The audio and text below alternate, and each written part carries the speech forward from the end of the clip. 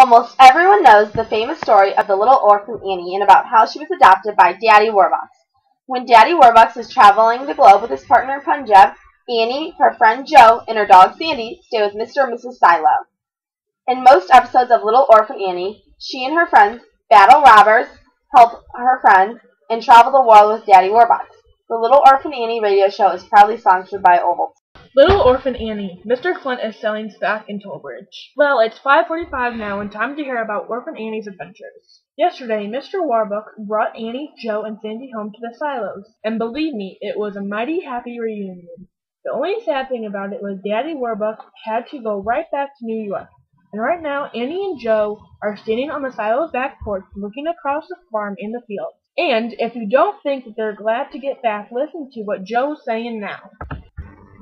Shucks! Just look out there, Annie. Across the barnyard and over those fields towards the woods. Did you ever see anything so pretty in your life? Guess I never did, Joe. I'll say you didn't. With those patches of snow on the fields and the green and the brown beginning to show through. Boy, oh boy, it sure looks like home to me. Yeah, me too.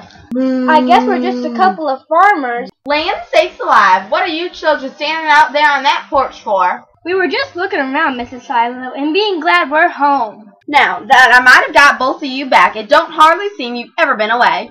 No, things ain't quite the same, though, Ma.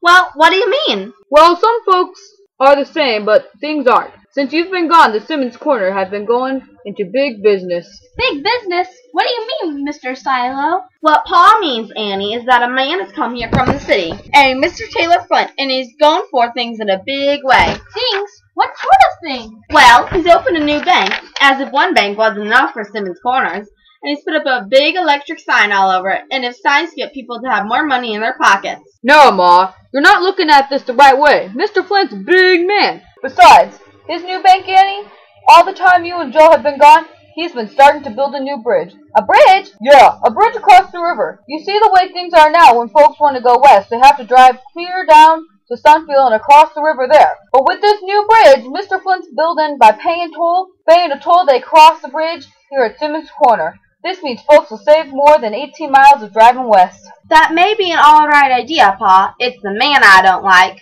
Why? What's the matter with Mr. Flint, Ma? I don't know. Maybe nothing's the matter with him. It's just I don't seem to be hankering to him.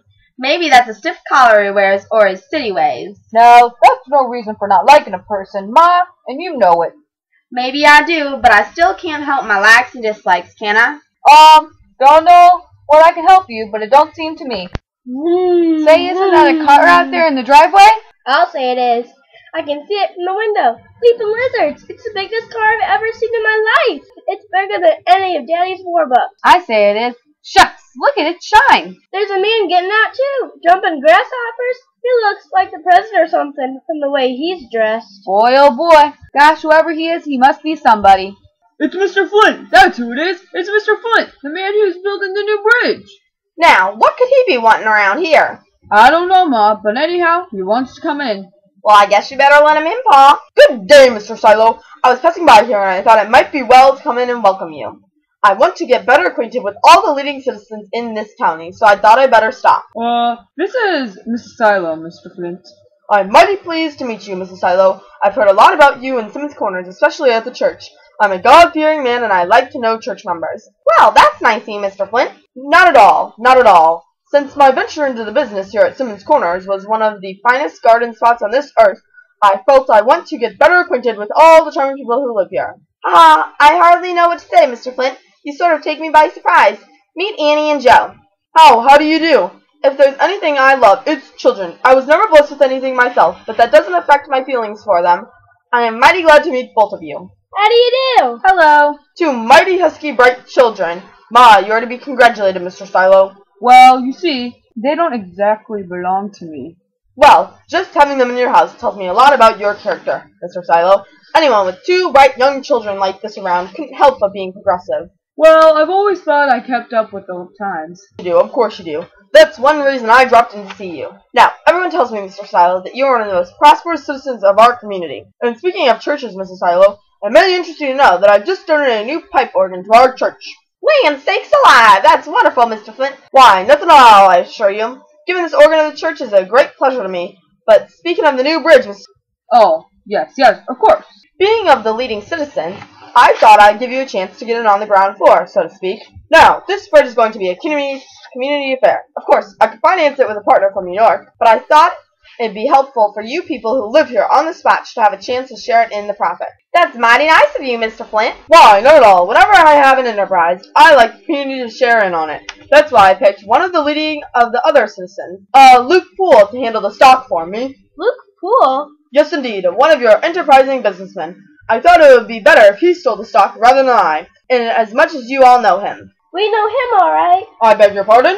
Nothing. And so, would you like to invest, Mr. Silo? Oh, a few $100 in a sure thing. Just get in touch with either me or Mr. Poole. It's a marvelous stock you're buying, and you can't go wrong.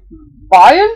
Why, of course, all the leading citizens in the county are buying, Mr. Silo, and that's why I want you to be on the ground floor with the rest of them. That's why I dropped in, to give you this opportunity. Well, goodbye, Mrs. Silo. So nice to have met you. I know we'll all enjoy the music of that new organ. Goodbye, Mr. Flint. I don't know how we ladies will ever thank you for that wonderful organ. Why, pray don't mention it, Mrs. Silo. The pleasure's all mine. Goodbye, children. Goodbye. Goodbye. Well, goodbye, Mr. Silo.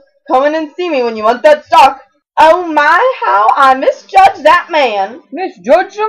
Why, he's wonderful. Think of him donating that new organ to the church. Nobody in Simmons Corner has ever done anything like that before. Shucks, they sure haven't. They must be buying some of that stock in that new bridge, Paul. If Mr. Flint's behind it, I'm sure it'll be a fine thing. Well, I'll think it over, Ma. If I were you, Mr. Silo, I'd think it over awful well. Why, Annie, what do you ever mean? All I mean is, Mr. Silo, is that it strikes me that Mr. Flint is a little too generous. People who go around giving things away like that usually expect to get something back. And unless I'm wrong, they expect to get back twice as much as they ever gave. Well, what do you think of Mr. Flint? Mr. Silo certainly likes him, doesn't he? And Mr. Silo too. But, say, do you think Annie's got the right idea about him? Do people who give things away, as Mr. Flint is doing, expect to get twice as much back? What do you think of Mr. Flint? And thank you. We'll see you tomorrow at 5:45. Goodbye.